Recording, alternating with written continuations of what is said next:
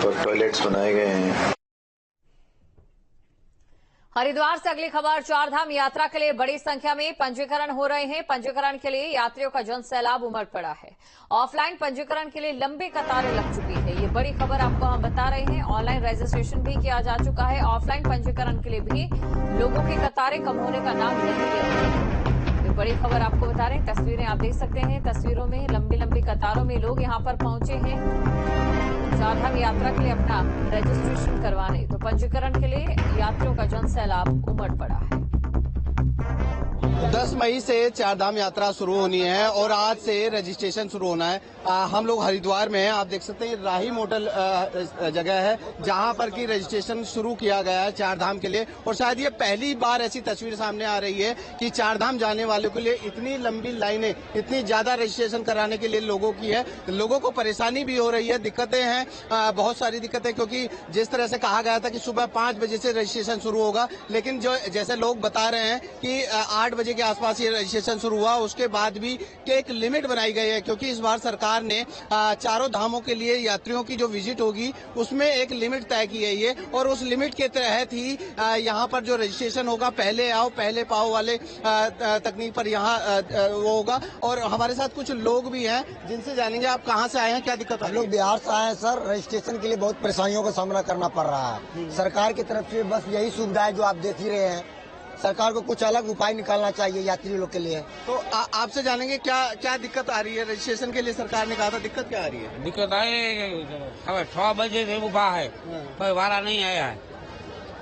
आप बताएं, आप क्या परेशानी आ रही है रजिस्ट्रेशन के लिए जो बात कही गई थी उसमें क्या दिक्कत? हम गुजरात से आए हैं, बड़ौदा से आए हैं। यहाँ रजिस्ट्रेशन से सुबह 6 बजे से ओपन होने का बोला था, अभी तक हुआ नहीं है। हम 6 बजे से यहाँ खड़े, अभी कुछ इंतजाम नहीं है। तो बिल्कुल ये कुछ यात्री मेरे साथ थे जिनका कहना यही था कि जिस तरह से दावा किया गया था, फिलहाल वो दावा हवाई दिखाई दे रहा है, क्योंकि जिस तरह की भीड़ है और एक लिमिटेशन जो चारधाम यात्रा के लिए लगाई गई है वो कहीं ना कहीं अपने आप में परेशानी खड़ा करने वाली है। हालांकि रजिस्ट्रेशन का पहला दिन आज है और इस तरह की तस्वीरें सामने आ रही हैं, तो आने वाले समय में ये दिक्कतें बढ़ सकती हैं। न्यूज स्टेट के लिए हरिद्वार से महावीर नेगी। चारधाम यात्रा को लेकर प्रशासन तैयारियों में जुटा है। श्रद्धालुओं के लिए तमाम सुविधाओं का इंतजाम किया जा रहा है। इसी मुद्दे पर न्यूज स्ट्रीट ने टिहरी डीएम मयूर दीक्षित से खास बातचीत की, जिसमें डीएम ने बताया कि यात्री सुगमता से चारधाम यात्रा के लिए आ सकते हैं। किसी तरह की कोई दिक्कत नहीं है। सभी की मदद करने के लिए जिला प्रशासन तैयार है। यात्री सीधे जिला आपदा कंट्रोल रूम से संपर्क कर मदद ले सकते हैं। चारधाम यात्रा के लिए आज हरिद्वार से रजिस्ट्रेशन शुरू हो गया है और हरिद्वार में कई श्रद्धालु पहुंच गए हैं। और चारधाम जाने के लिए टिहरी जिला एक मुख्य केंद्र है जो भद्रकाली से केदारनाथ और बद्रीनाथ जाते हैं और वहीं से चंबा होते हुए यमुनोत्री और गंगोत्री जाते हैं। और टिहरी जिले के जिलाधिकारी मयूर दीक्षित जी हैं। आज उन्हीं से हम बात करेंगे कि चारधाम यात्रा को लेकर क्या तैयारियां हैं और जो आजकल आग लगी है, किस तरह से आप पर्यटकों को संदेश देना चाहेंगे जो घबराए ना यात्री। सर क्या तैयारियां सर? देखिए, चारधाम के लिए जो भी डिपार्टमेंट्स हमारे इन्वॉल्व हैं सभी ने अपनी अपनी तैयारियां पूरी कर ली हैं। इसमें जितने भी हमारे रूट्स पड़ते हैं, भले वो गंगोत्री के लिए हो या केदारनाथ बद्रीनाथ के लिए हो, रोड्स की सिचुएशन पहले से बेटर की गई है। साथ ही जगह जगह जो अम्यूनिटीज होती है, फैसिलिटी होती है यात्रियों के लिए, टॉयलेट, पानी, होटल, ढाबे, पेट्रोल पंप आदि सभी की चेकिंग की जा रही है और व्यवस्थाएं को और बेहतर किया जा रहा है। और जो वनाग्नि का सवाल है उसमें हमारे जनपद में सिचुएशन बिल्कुल कंट्रोल में है और ऐसी कोई भी बड़ी फायर नहीं है। सभी यात्रियों के लिए हम लोग सुगमता से यात्रा हो सके इसके लिए पूरी प्रयास कर रहे हैं। सर जहां तक यात्रा की मैं बात करूं तो चारधाम यात्रा का मुख्य पड़ाव टिहरी जिला है जो मुनित रहती है। वहां से लेके श्रीनगर तक और ऋषिकेश से लेके धरासू तक। इसमें सड़कों की स्थिति को लेके क्या कहना है सर, क्या निर्देश दिए गए हैं बीआरओ और लोक निर्माण विभाग को? से देखिए, सभी जगह जो रोड्स हैं वहां पर मशीनों की तैनाती की गई है और चूंकि हमारा आपदा सीजन भी जून में शुरू हो जाता है तो उसके हिसाब से भी हम तैयारियां कर रहे हैं। और बीआरओ के माध्यम से जहां जहां लैंडस्लाइड्स के क्रोनिक पॉइंट्स बने हुए हैं वहां पर हमारा स्लाइड का ट्रीटमेंट का वर्क भी अभी चल रहा है। सर क्या जो यात्री आ रहे हैं उनको लेकर कोई कंट्रोल जारी किया है जो किसी यात्री को कोई परेशानी हो उसको लेकर जिला प्रशासन के द्वारा क्या तैयारी की सर? देखिए, हमारा जो आपदा कंट्रोल रूम है वो हमारे नंबर्स फ्लैश किए जाएंगे और उसके लिए हम लोग अपनी वेबसाइट पे और पेपर में भी उसको पब्लिश करेंगे। और जो निकटतम थाने चौकी है वहां पर भी बता दिया गया है कि कोई भी यात्री अगर कोई भी समस्या लेकर आता है तो उसके लिए प्रॉपर उसका सुचारू रूप से निदान किया जा सके। टिहरी जिलाधिकारी जिससे हमारी बात हुई तो उनका ये कहना था कि जिस तरह से पहाड़ों में आग लगी है, टिहरी में आग जो लगी है पूरी तरह से कंट्रोल है और जो भी पर्यटक चार धाम की यात्रा पर आ रहा है उन्हें घबराने की जरूरत नहीं है। साथ ही मेडिकल की टीम और सड़क को लेकर सभी कर्मचारी तैनात किए गए हैं। Arvind Nautiyal, News State, Tehri Garhwa.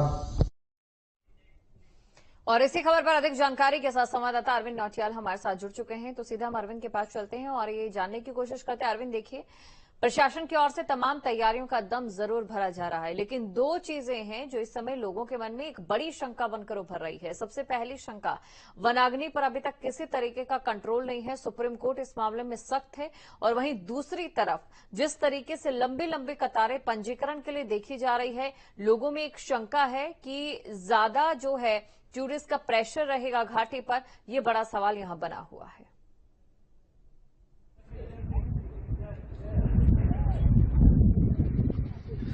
जी, आपको बताना चाहूंगा कि जिस तरह से जो चार धाम की यात्रा पर जो यात्री पहुंच रहे हैं और ऑफलाइन रजिस्ट्रेशन के लिए जिस तरह से भीड़ लगी हुई है, उससे ये अंदाजा लगाया जा सकता है कि इस बार की जो चार धाम यात्रा होगी वो काफी भीड़ उमड़ेगी और काफी संख्या में श्रद्धालु यहाँ पहुंचेंगे।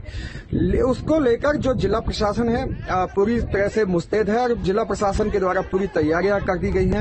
और आपको बता दूं कि टिहरी जिला एक चार धाम यात्रा का मुख्य पड़ाव है, क्योंकि टिहरी जिला से जो चार धाम की यात्रा है वो शुरू होती है, क्योंकि ऋषिकेश, देवप्रयाग और श्रीनगर होते हुए केदारनाथ और बद्रीनाथ यात्री पहुंचते हैं। और दूसरी तरफ जहां तक यमुनोत्री और गंगोत्री की बात करूं तो ऋषिकेश, भद्रकाली, चंबा, धरासू से होते हुए गंगोत्री पहुंचते हैं और धरासू से ही यात्री यमुनोत्री पहुंचते हैं। तो कहीं ना कहीं कुल मिलाकर कह सकते हैं कि जो टिहरी जिला है वो चार धाम यात्रा का मुख्य पड़ाव है, यहीं से सारे यात्रियों का आना जाना होता है।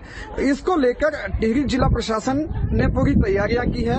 जगह जगह स्वास्थ्य जो मेडिकल कैंप हैं वो तैनात करवा दिए हैं और साथ ही जो बीआरओ है और लोक निर्माण विभाग के अधिकारी हैं उनको निर्देश दिए हैं कि सड़क जहां जहां जो डेंजर पॉइंट है, जहां पर सड़क बंद होने की संभावना है, वहां पर जेसीबी और कर्मचारियों को तैनात किया है।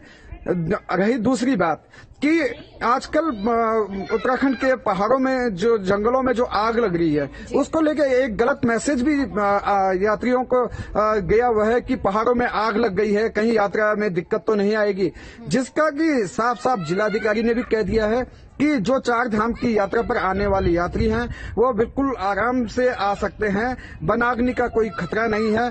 पूरे वन जो में आग लगी है उस पर कंट्रोल कर दिया गया है। और जिस तरह से अगर चार धाम यात्रा पर आने वाले जो यात्री हैं उनको अगर किसी भी तरह की कोई समस्या है तो जिला प्रशासन के द्वारा जो कंट्रोल रूम के जो नंबर जारी किए गए हैं वो उनसे संपर्क करके मदद ले सकते हैं।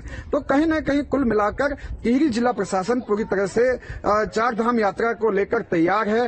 अब जहां तक मैं बात करूं आज वन विभाग की, तो आज वन विभाग ने 17 कर्मचारियों के खिलाफ कार्रवाई भी की है, जिसमें कि 10 कर्मचारी जो हैं उसमें निलंबित कर दिए हैं और 5 लोगों को बंद कर दिया गया और जो 2 अधिकारी हैं उनसे स्पष्टीकरण मांगा गया है।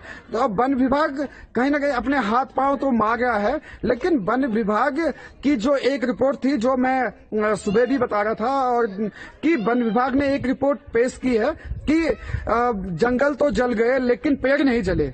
तो ये जो रिपोर्ट है, ये रिपोर्ट में भी सबसे बड़ा सवाल है। देखना होगा कि प्रशासन कितनी सुगमता के साथ आगे